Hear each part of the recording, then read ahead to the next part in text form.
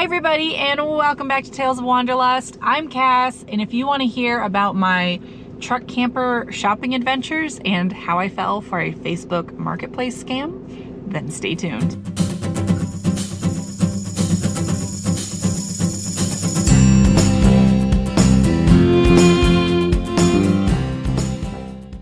Alright, welcome back everybody. This video is a little bit more of a status update. It's not going to be as fun because I don't have Jasper Napoleon with me, and I'm in my truck in a parking lot of a car repair, and I'm surrounded by car dealers. Although I am looking at Pikes Peak here in Colorado Springs right out my front window, so that is beautiful.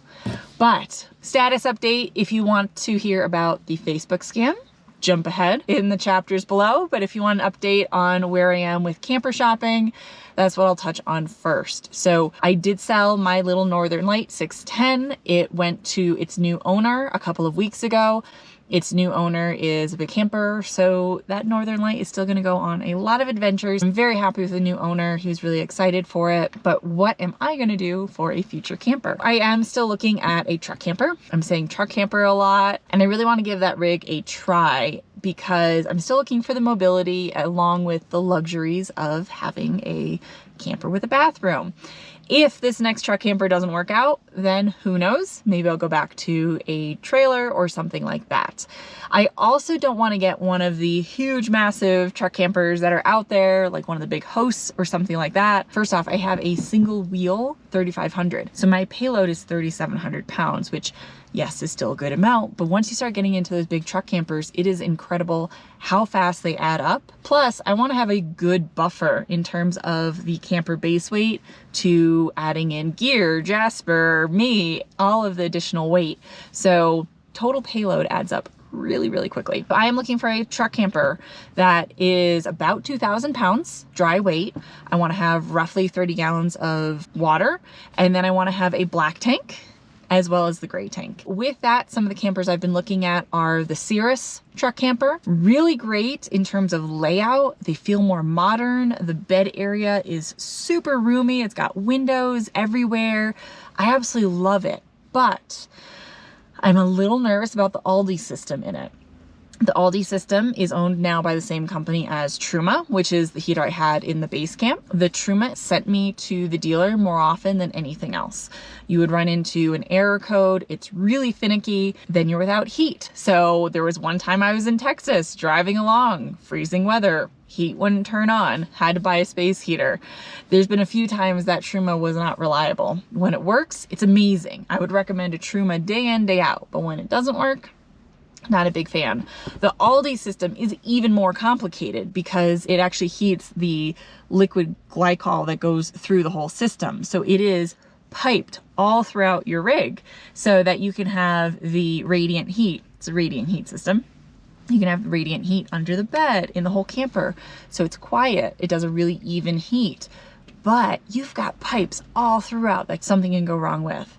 There is a blower fan in the basement, which I've seen not very good stories about with it leaking. The Aldi system itself has something in it that can freeze. So I've seen owners that they run into issues. The Aldi hits an error code, and then that item in the Aldi heater, I don't know too much about it, but it freezes, causing them to have to replace the Aldi system, which is like $4,000. So I love the layout of the Cirrus, but my two cons to that one are the Aldi and the cost.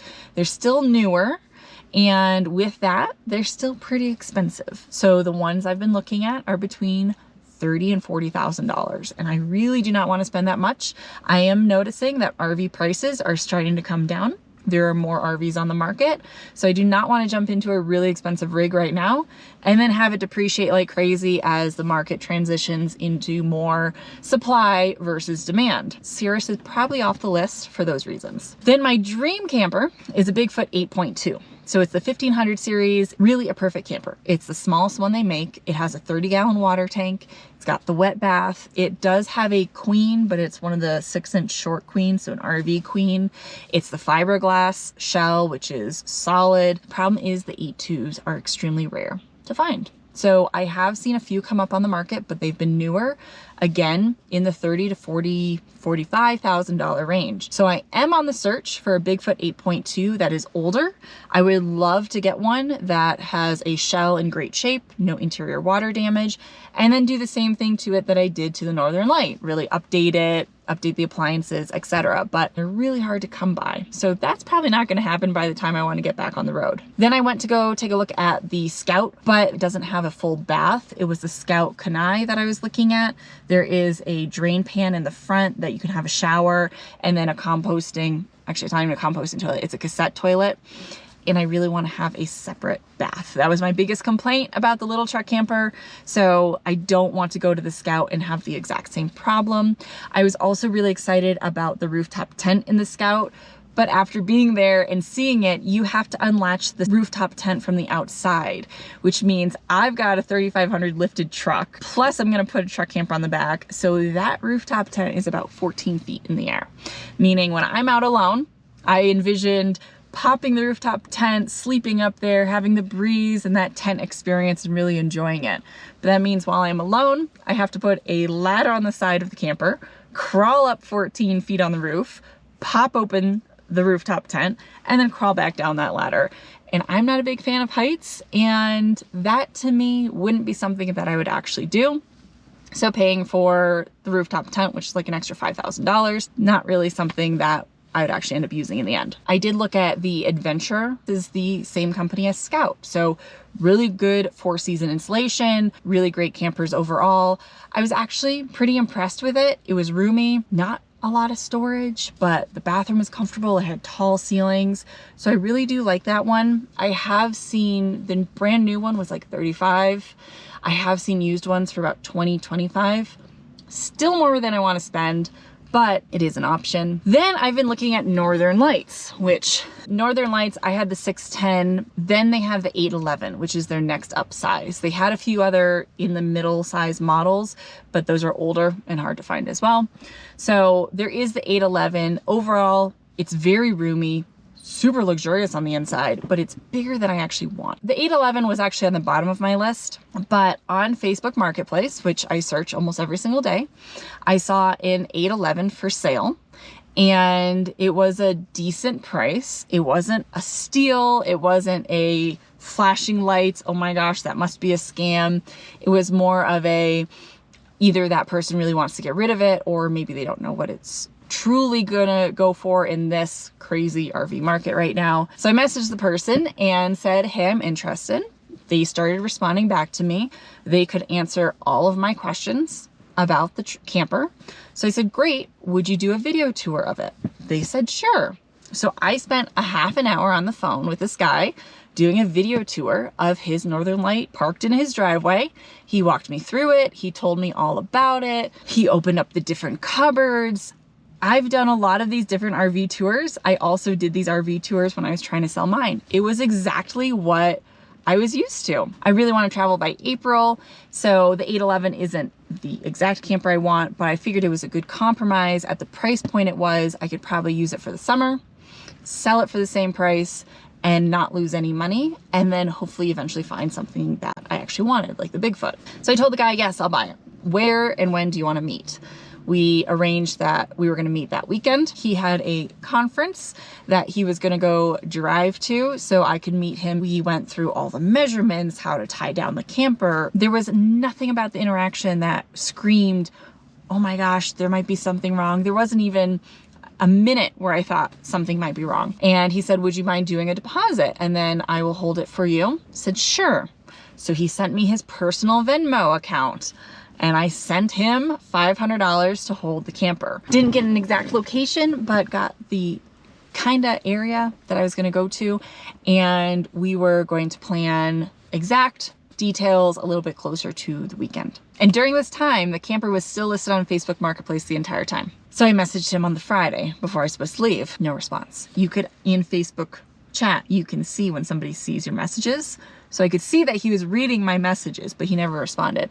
So by that evening, I emailed or messaged him back and said, well, you're not responding. I'm not going to get in the car tomorrow and leave. I assume you sold it to somebody else. I would like my deposit back. By the time I woke up the next morning, He had deleted the ad for the Northern Light. He had deleted his Facebook profile, and I had no other way of getting in touch with him because we had done our video chat over Facebook Messenger. So I still had his Venmo information, so I reported fraud on Venmo. That case is still open. I have not heard back. I doubt Venmo is actually going to do anything because if you read their terms of service, this was a private party sale. It wasn't an actual vendor. So I don't think Venmo is going to give me my money back. If they do, I will update you, but he's gone. And the interesting part is he left that ad up the whole entire time. So I have never heard of this kind of scam before, but it appears that he posted it, was just taking in deposits, and then he deleted his account and walked away. So if I find another truck camper, I'm going to maybe try to avoid the deposit, but if that's not possible, I'm gonna get their contact information outside of Facebook before I give them any money. And then the other thing I would do is actually get a physical location of where we're gonna meet, because I don't know for sure, but I feel like if I had tried to nail down a little bit more specific information of, hey, what's your phone number? Or what's the address we're gonna meet at? Or something like that, I'm hopeful that maybe that would have maybe thrown some red flags. So unfortunately, I am out $500 for that deposit, but I am still on the truck camper search. After that, I am even more focused on finding a cheaper RV that I can test out the whole rig setup, make sure I like, and then keep an eye out for a Bigfoot down the road. With that, I've now actually started looking at old Lance truck campers because there's more of them on the market and you can get them with the features I'd like in the size I'd like. That is where everything stands currently. Thank you so much for watching, everybody, and we'll see you next time.